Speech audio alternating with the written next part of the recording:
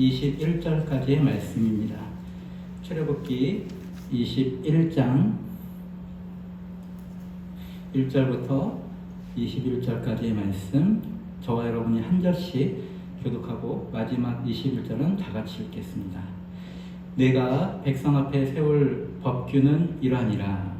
내가 히브리 종을 사며 그는 6해 동안 섬길 것이요 7째 해에는 법을 걸지 않고 나가 자연이 될 것이며, 만일 그가 당신으로 왔으면 당신으로 나갈 것이요 장가 들었으면 그의 아내도 그와 함께 나가려니와, 만일 상전이 그에게 아내를 주어 그의 아내가 아들이나 딸을 낳으면 그의 아내와 그의 자식들은 상전에게 속할 것이요 그는 한상처 나갈 것이오되, 만일 종이 분명히 말하기를 내가 상전과 내 처자를 사랑하니 나가서 자유인이 되지 않겠노라 하면, 상전이 그를 데리고 재판장에 이로 갈 것이요 또 그를 문이나 문설주 앞에 내고 데려가서 그곳에다가 송곳으로 그의 귀를 칠 것이라. 그는 중심토록 그 상전을 섬기리라. 사람이 자기의 딸을 여종으로 팔았으면 그는 남종같이 나오지 못할지며, 만일 상전 여러분이 그를 기뻐하지 아니하여 상관하지 아니하면 그를 승려하게 할 것이나, 상전이 그 여자를 속인 것이었으니 외국인에게는 팔지 못할 것이요, 만일 그를 자기 아들에게 주기로 하였으면 그를 딸같이 대우할 것이요, 만일 상전이 다른 여자에게 장가할지라도 그 여자의 음식과 의복과 동침하는 것이 끝이 말 것이요, 그가 이 세 가지를 시행하지 아니하면 여자는 속전을 내지 않고 거저 나가게 할 것이니라. 사람을 저주하는 여자는 반드시 죽일 것이다. 만일 사람이 고의적으로 한 것이 아니라 나 하나님이 사람을 그의 손에 넘긴 것이면 내가 그를 위하여 한 곳을 정하리니 그 사람이 그리로 도망할 것이며, 사람이 그의 이웃을 고의로 죽였으면 너는 그를 내 배단에서라도 잡아내려 죽이리라. 자기 아버지나 어머니를 치는 자는 반드시 죽일지니라. 사람을 납치한 자가 그 사람을 팔든지 자기 소화에 두었든지 그를 반드시 죽일지니라. 자기 아버지나 어머니를 저주하는 자는 반드시 죽일지니라. 사람이 서로 싸우다가 하나가 돌이나 주먹으로 그의 상대방을 쳤으나 그가 죽지 않고 자리에 누웠다가 지팡이를 짚고 일어나 걸으면 그를 친 자가 형벌은 면하되 그간의 손해를 배상하고 그가 완치되게 할 것이니라. 사람이 때로 그 남종이나 여종을 쳐서 당장에 죽으면 반드시 형벌을 받으리라. 함께 그가 하루나 이틀을 연병하면 형벌을 면하리니 그는 상전의 재산이니라. 아멘. 주일날 추석 연휴임에도 불구하고 우리 교회는 거의 모든 분들이 함께 예배를 드려주셔서 너무나 감사하고 또 하나님께 더 귀한 예배를 올려드릴 수 있었던 것 같아서 기뻤습니다. 보통 이렇게 다른 교회에서는 굉장히 인원이 이렇게 적어지고 또 특히 분당에서 사역할 때는 한 4분의 1만 예배를 드려요. 나머지 다 해외여행을 가가지고 예배 드리는 사람이 별로 없습니다. 근데 주일날 굉장히 화목하게 우리가 같이 예배 드렸고요. 제가 잠깐 이제 마이크 약간 올린 이유는 제가 조기에서 필요 없는 부분을 뺐더니 뭔가 전기가 이제 남아돌기 시작했나 봐요. 필요 없는 것들이 막 꽂혀 있었는데, 예를 들어 뭐 미가엘 찬송가 반주기, 그걸 우리가 안 쓰기 때문에 다 연주를 하기 때문에 그 전원을 뽑고 다른 또 뭐 안 쓰는 걸 뽑았더니 갑자기 전기가 남아도는지 약간 소리가 웅드는데 여러분 잘 조금 양해 부탁드리고 제가 나중에 이걸 줄이도록 하겠습니다. 근데 주일날 저는 이제 모르는 분인데 또 여러분이 아시는 분이 함께 예배에 참여해 주셔서 그분이 말씀하기를 이 자리에 빈 자리가 하나도 없이 꽉 차게 될 것이라고 축복해 주셨어요. 그래서 그리고 말씀도 좋았습니다 하는 말씀 후에 그렇게 말씀하셔서 저는 아멘하고 받았습니다. 예, 그분의 말씀에 우리가 이렇게 의지할 것은 아닌데 덕언을 해주셨잖아요. 좋은 말씀 해주셨잖아요. 그러니까 우리가 받을만 하면 받는 것이고, 예, 우리가 받지 못하는 말이라 할지라도 뭐 아멘한다고 해서 큰 손해가 일어나는 거 아니니까, 예, 좋은 의도와 뜻으로 마음으로 이 빈자리가 하나도 남지 않고 꽉 차게 될 것이라고 추석의 그 좋은 날에 우리에게 말씀해 주셔서 아멘하고 받았을 때 굉장히 제 안에 또 이렇게 새로운 소망이 있고, 저는 우리가 이런 생각이 전혀 안 들고 여러분들과 함께 만들어가는 우리 예수함교회가 그만한 자격이 된다, 그런 생각도 갖고 있습니다. 왜냐하면 여러분들 덕분에 제가 말씀을 나눌 때에도 그 말씀이 더 은혜 그리고 하나님의 진리에 해당하는 말씀을 나눌 수 있게 되었기 때문에 그렇습니다. 왜냐하면 받는 분들 그리고 또 어떤 분들과 함께 리더십을 형성하는에 따라서 제가 전달할 수 있는 메시지가 있고 없고가 영향을 받거든요, 아무래도. 근데 여러분들께서는 더더욱 은혜에 해당하는 말씀 그리고 더 진리에 해당하는 말씀, 더 예수 그리스도에게 해당하는 말씀을 막 원하시니까 저도 마음 놓고 그 말씀을 전할 수 있게 돼서 그런 것들이 우리가 상호간의 시너지 효과가 일어나면서 우리 교회가 충분히 그럴 만한 교회가 될 수 있겠다. 저분의 그런 축복의 말뿐만 아니라 당연히 우리 교회가 그렇게 될 수 있겠다는 생각을 가지게 되었습니다. 그리고 또 오늘 제가 여러분이 눈치채셨는지 모르겠는데 저기 피아노 위에도 약간 미가엘 반주기를 치우고 뭔가 컴퓨터 노트북 하나랑 어떤 기계 하나가 있습니다. 저게 어떤 효과가 있냐면 하나 에코가 제 마이크에 에코를 넣습니다. 저 맥북은 굉장히 옛날 겁니다. 뭐 이루 말할 수 없을 정도 옛날 거라 아무것도 안 되고 오직 저 음악 프로그램 하나만 됩니다. 그리고 저 마이크를 연결하는 오디오 인터페이스라고 하는 것도 굉장히 옛날 거라 저 컴퓨터가 아니면 쓸 수가 없습니다. 근데 진작에 버렸어야 되는데 저거를 버리려고 할 때마다 제가 뭔가를 버리고 이럴 때마다 예수님께 꼭 여쭤보거든요. 네, 사소한 것부터 예수님께 좀 여쭤보는 편인데 예수님 이거 못 쓰고 이제 이거 괜히 집에만 짐만 되는데 버릴까요? 할 때마다 주님이 버리지 말라고 하시는 것 같았어요. 근데 여기다 오늘 설치를 딱 하니까 이 우리의 찬양 음악 환경이 더 좋아진 거예요. 그래서 주님의 하나하나의 섬세한 인도하심이 하나도 그냥 허투루 땅에 떨어지지 않고 그것이 다 우리에게 좋게 사용되어지는구나 하고 오늘 세팅하고 시험하면서 너무 이렇게 기뻤습니다. 오늘 이렇게 말씀 가운데도 하나님께서 우리의 상황을 너무 잘 알고 계세요. 우리가 같이 교독하였는데 첫 번째 이제 이건 다 살펴볼 수 없습니다. 이 앞으로 세세한 부분들이 쭉 율법으로 쭉 나오는데 중요한 거는 출제자의 의도를 정확히 파악하는 게 제일 중요합니다. 오늘 말씀에서 보면 남종, 여종 이런 말들 그리고 서로 치고받고 막 싸운 얘기들 뭐 살인한 얘기 그리고 사나운 소 우리가 그 다음에 읽지 않았지만 사나운 소가 사람을 상해했을 경우 이런 얘기들이 쭉 나옵니다. 그리고 임신한 여자를 잘못 때려가지고 이렇게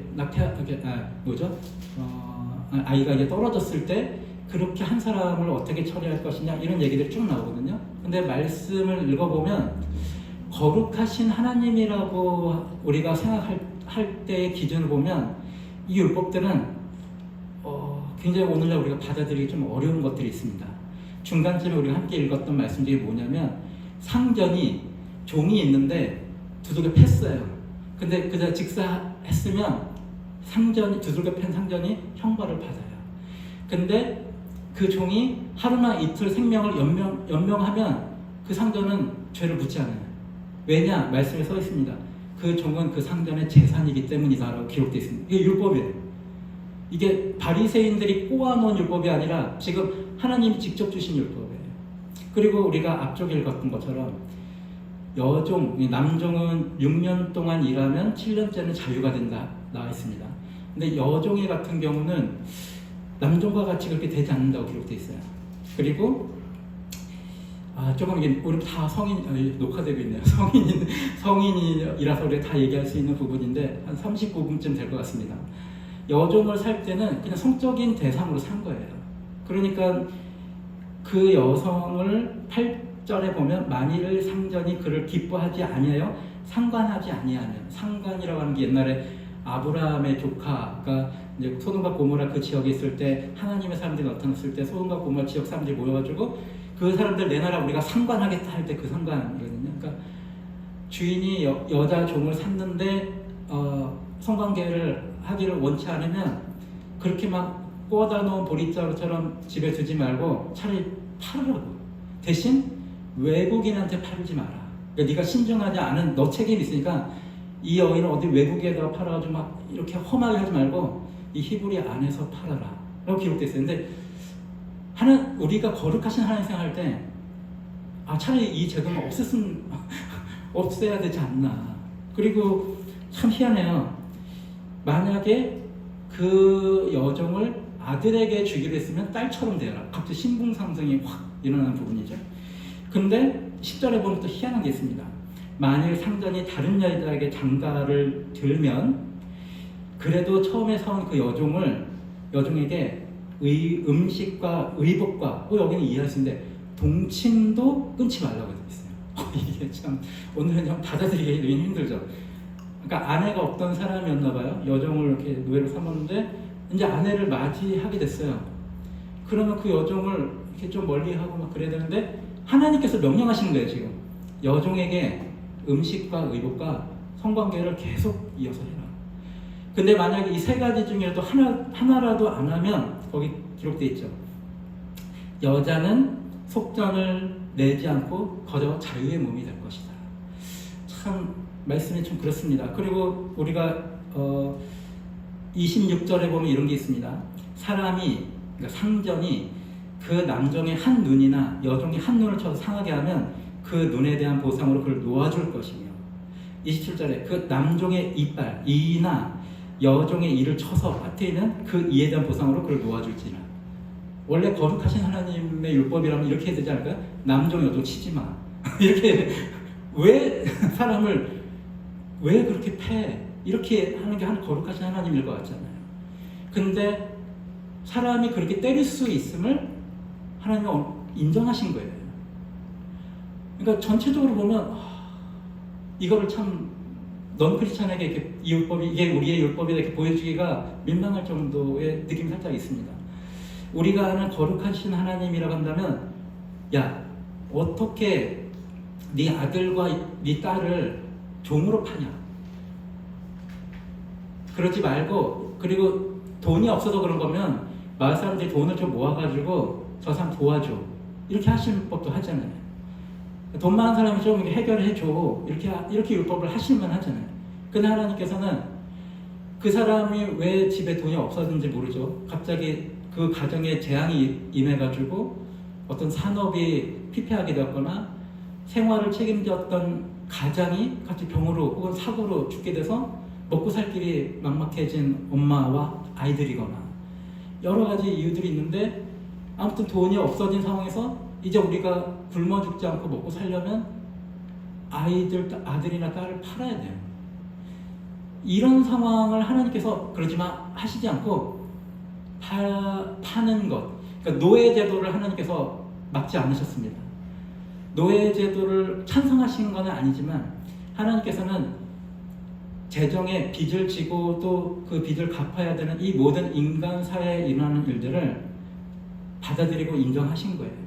그리고 종을 막 두들겨 팼을 때 그 자리에서 직사하면은 그 주인은 형벌을 받지만 하루나 이틀 후 동안 연명을 하면 그 다음에 살아났는지는 묻지 않고 하루나 이틀 조금 살다가 죽으면 그 사람에게는 그 주인에게는 때린 주인에게는 형벌이 없다.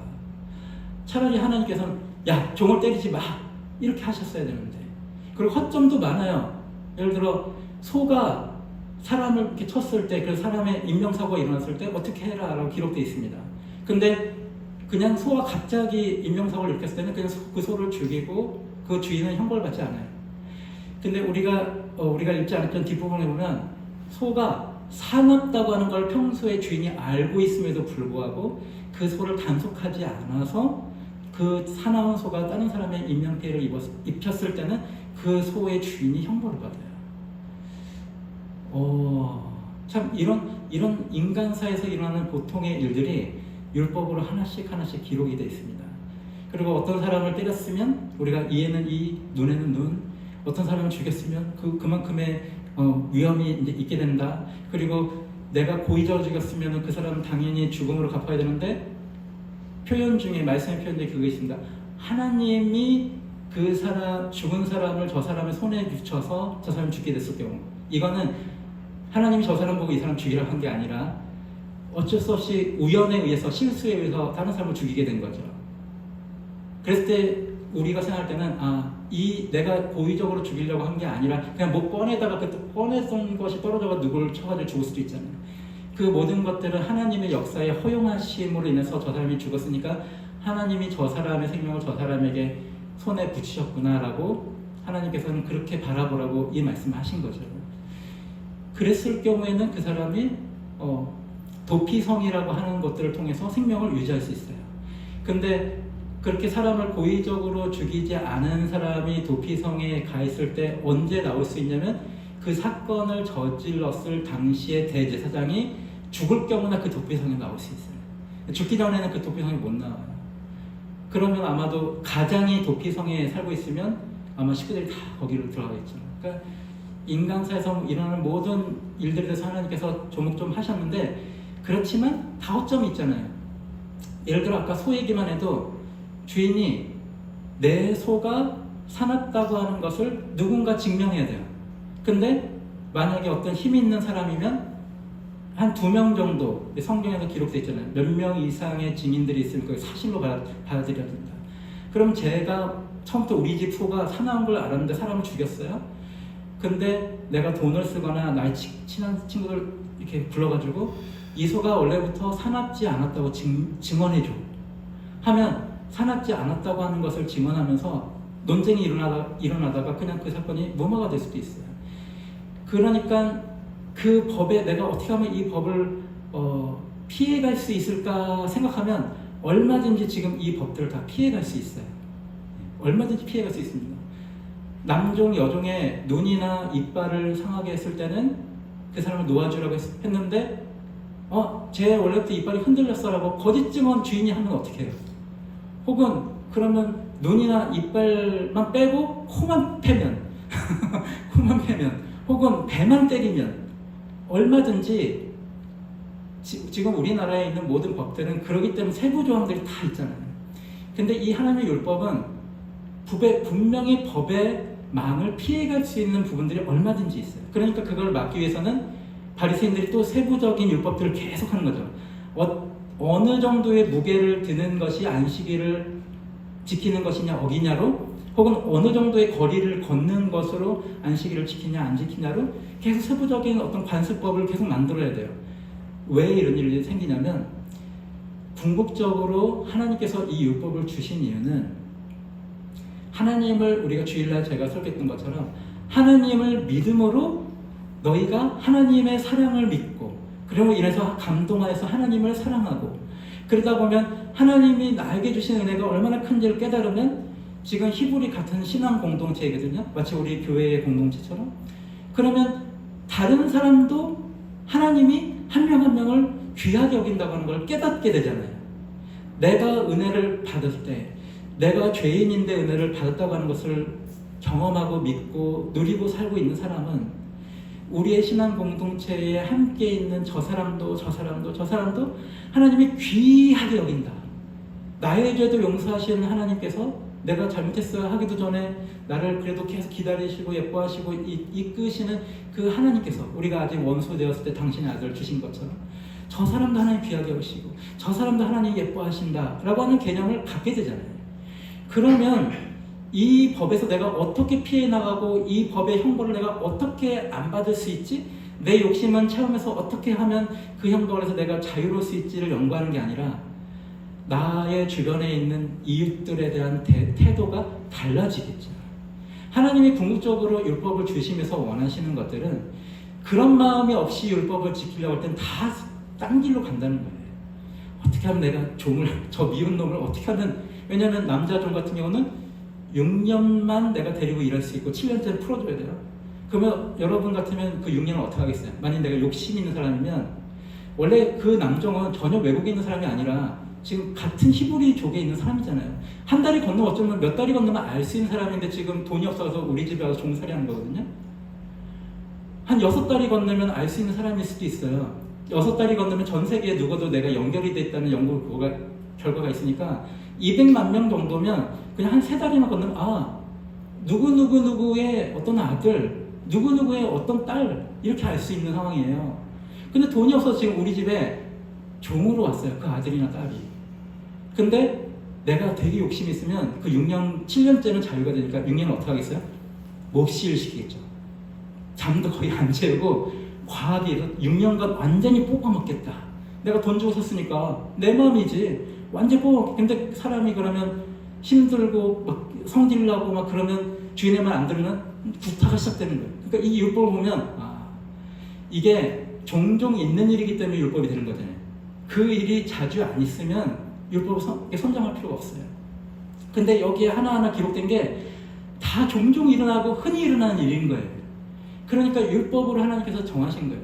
6년만 일하게 하고 7년째는 자유롭게 해라. 왜냐면 다 네가 몇 달이 걸면 아는 사람들이야. 근데 욕심 있는 사람들은 그 6년 동안 죽을 정도로 일을 시키는 거죠. 만약에 죽을 정도로 일을 시키는데 안 해? 그러면 내가 저 자식을 저 자식의 뭔가를 막 풀어내겠다면 죽기 직전까지 패버리는 거예요. 근데 물론 자기 재산에 손해니까 그렇게까지는 안 하겠지만 어떤 사람들은 죽기 직전까지 패버린다는 거예요. 특별히 만약에 6년 동안 일 시켰는데 마음에 좀 안 들게 했다. 근데 이제 내일이면 7년째다. 그러면 오늘 죽도록 패버릴 수도 있죠. 안 죽을 정도만. 그런 사람들이 있었기 때문에 이 법이 생긴 거예요. 전혀 그런 사람이 없으면 이 법을 만들 필요가 없어요. 어떤 여종을 사왔어. 근데 여종을 샀을 때 여러분 우리 집의 부유함을 위해서는 대부분 남종을 사게 되죠. 왜냐면 어떤 당시에는 노동 집약적인 산업 구조잖아요. 농사를 짓든 뭘 하든 간에 남자 일꾼이 많을수록 이 가정의 재정적인 것이 올라가잖아요. 근데 여종을 산다는 얘기는 그냥 성적인 도구로 사는 거예요. 근데 그거는 근데 6년 후 이렇게 보낼 수 없다라고 하나님 못을 박았어요. 왜냐 아마도 그것은 그 여인을 위해서 여종 성적인 대상으로 온 그 여종을 위해서 하나님께서 그런 조치를 취하셨고 아들에게 줬을 경우는 딸처럼 대해라. 그리고 네가 3가지 그것을 의복이나 먹을 것이나 심지어 동침하는 것까지 하지 않을 것 같으면 자유롭게 보내줘라. 이 모든 것들이 마음만 먹으면 언제든지 사람이 그거를 조금씩 변조해가지고 얼마든지 자기의 이익을 취할 수 있어요. 근데 하나님 마음은 그게 아닌 거예요. 이 율법을 오죽하면 이 율법을 주신 거예요. 그리고 인간의 사회에서는 이게 어쩔 수 없는 부조리다라고 생각하시니까 오늘날도 보십시오. 오늘날에 이런 법은 없지만 이런 상황은 있지 않지만 얼마든지 한국 교회 전체의 어떤 제도를 보면 우리 교회가 생각할 때 저건 한국 교회 부조리하다라고 싶은 것들이 막 있어요. 그렇지만 각 교단마다 또 법들이 있어요. 그리고 신학교를 나오고 어떤 학위를 따고 그러면 목사가 된다 이런 코스가 있지만 그렇게 신대원 나와서 어떤 기관을 채우면 목사가 된다고 하는 것을 통해서 그 목사를 항상 우리가 존경할 수 있냐? 그렇지도 않아요. 그런 구조 자체가 때로는 모순적이고 굉장히 부조리한 경우들이 있습니다. 근데 하나님께서 그걸 다 싹 없애지 않아요. 우리가 그 안에서 그것들을 하나님의 마음으로 임할 것을 하나님이 오히려 원하시는 거예요. 이 상태에 노예제도가 존재하고 성적인 대상으로 여종을 사는 거라든지 저 종들은 상전의 재산이니까 내가 죽이든 말든 내 마음대로 할 수 있다든지 이런 모든 부분에 인간 사회에서 어쩔 수 없이 피로 악으로 발생한 이 모든 것들을 하나님 싹 없애지 않고 그 가운데 네가 어떤 사랑의 마음으로 임할 것이냐를 하나님 오히려 우리에게 말씀하고 있다는 거예요. 제가 20대에 어느 구청에서 근무를 했는데 제가 말단으로 들어갔을 때 거기 내려오던 전통이 있었죠. 제 위에 쪽에 우리 사무실을 담당하던 공무원 2분이 계속적으로 일찍 퇴근하면서 출퇴근 기록 카드를 우리에게 주고 너네가 야간 조가 늦게 퇴근할 때 그걸 찍고 가서 우리가 늦게까지 일하는 것으로 해라. 그러니까 저의 선배들은 그게 너무 싫은 거예요. 왜냐면 그거 자기가 거기 그 사무실에 퇴근할 때 입구 쪽에 있는 사무실에 가서 쭈삣쭈삣 하면서 그거를 자기가 해야 돼요. 선배들이.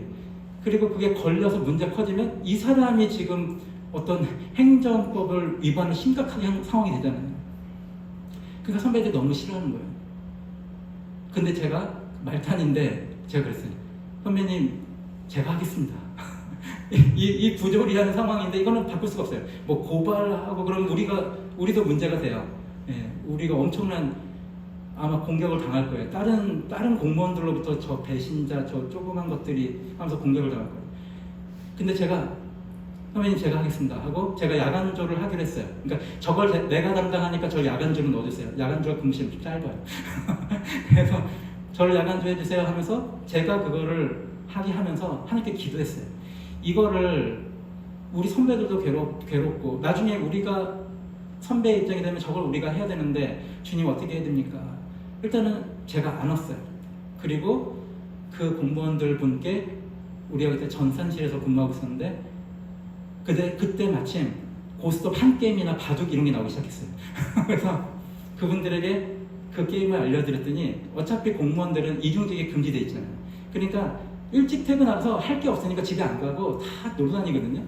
근데 이 게임을 알려드리니까 그분들이 게임하느라 전화실을 안 떠나는 거예요. 나중에 8시가 되고 안 가세요? 뭐 우리가 얘기를 해서 안 떠나는 거예요.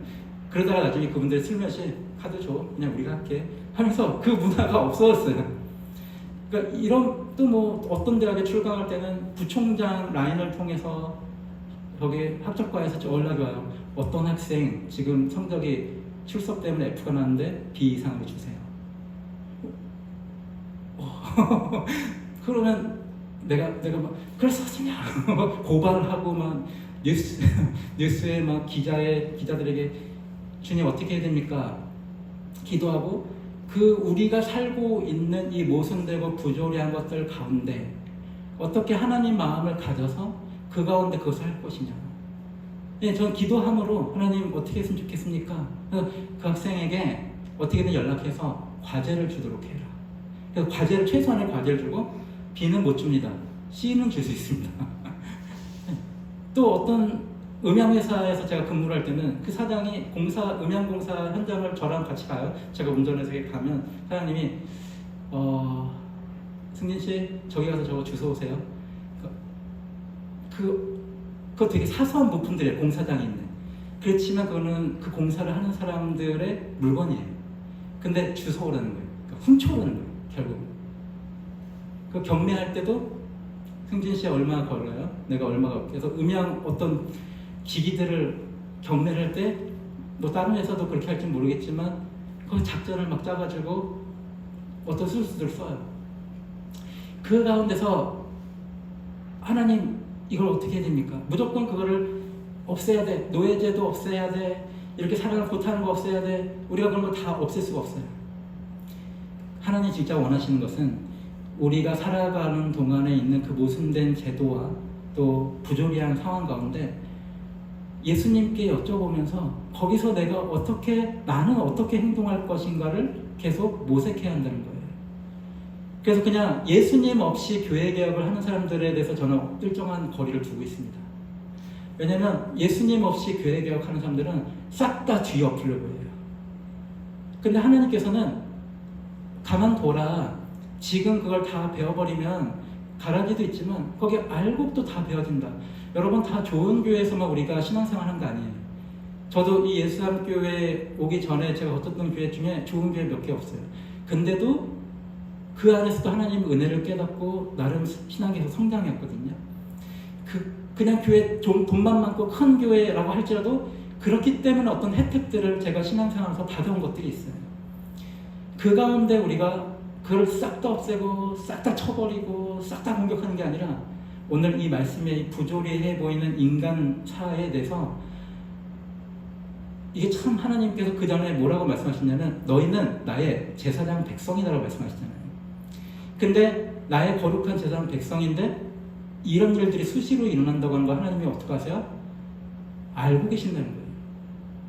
나의 거룩한 제사장 백성이 서로 때리고 죽이고 성적인 대상으로 여자 사하고 막 사나운 소 단속하지 않아가지고 죽었을 때 발뺌하고 이런 일들이 일어나는 이 사람들을 나의 거룩한 제사장 백성이라고 하나님은 놀라운 은혜의 마음을 가지고 그들을 껴안으신 거예요.